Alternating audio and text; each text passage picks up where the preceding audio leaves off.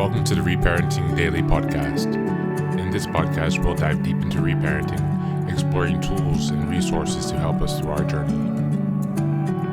The podcast is divided into 3 sections. First is a reading. Second is a discussion of the reading, followed by a journal prompt. And the last section is a peaceful meditation for closing.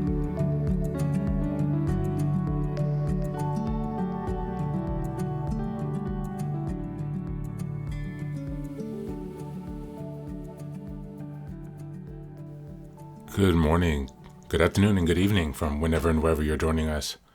Thanks again for being here for another day of reparenting, taking the time to take care of yourself, to nurture yourself. Today, we're going to listen to a lecture from Marie-Louise von Franz. She is a Swiss psychologist who studied with Carl Jung, and she is known for her works and interpretations, psychological interpretations of fairy tales and alchemical processes. So she is also crossing into the mysticism realm in a bit. So I hope you enjoy this lecture. Thank you. Before knowing that there is such a thing as the Animus, I just was sure that I was one person who had all sorts of holy convictions, and which I felt were completely my own. And also all sorts of, in my case, skeptical thoughts about distrustful thoughts about human beings, about reality, about so on, of which I would have also said they are all really my own. And only when I entered analysis, I first recognized the Animus in that form, that I dreamt about negative men and positive men, and Jung pointed out to me that they personified, so to speak, these parts in me. And then I, for the first time, realizing this, seeing these personifications in the dream, I began to wonder if these different convictions and attitudes I had were really mine, or if I wanted really to identify with them. And furthermore, I noticed that whenever I identified with certain of these attitudes, I got on the nerves of men, not only on Jung's nerves, but any man will do. Men automatically bristle, and that made me thoughtful. And then that showed me then the two things together, that generally when I had identified with one of those personifications in my unconscious, who appeared personified in my dreams, then I got on men's nerves. And if you put that all together, then you see that is about empirically what the Animus amounts to.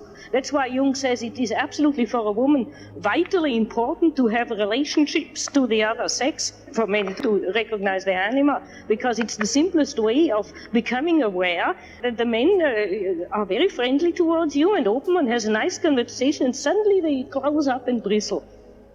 And then you must always ask yourself, now what's wrong there? Am I not quite myself in that moment?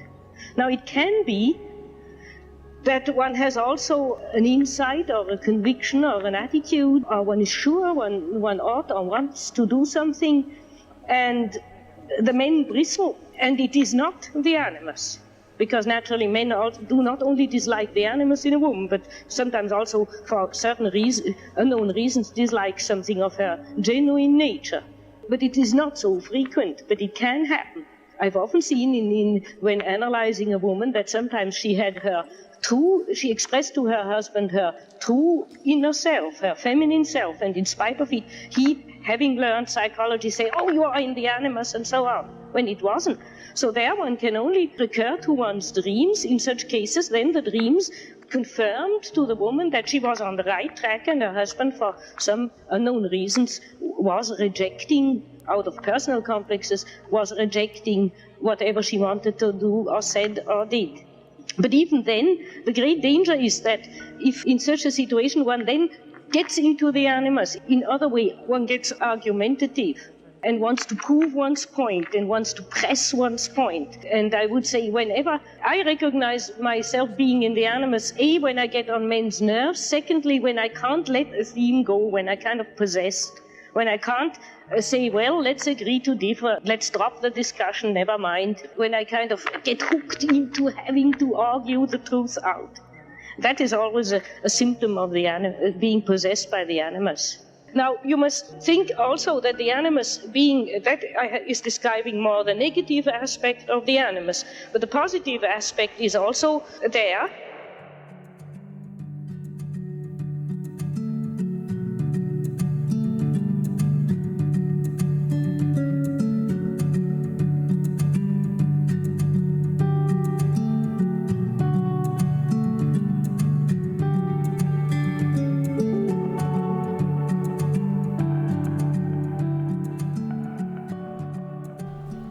Welcome back.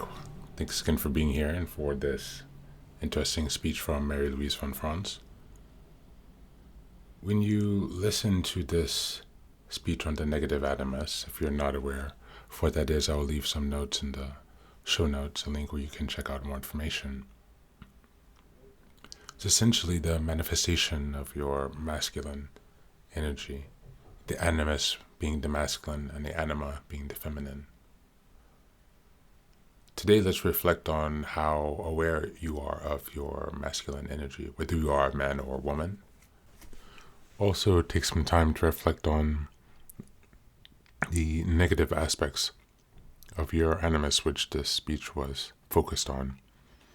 How is that manifesting or failing to manifest? And how is that blocking your healing? As always, thanks for being here. Take care of yourself and be well.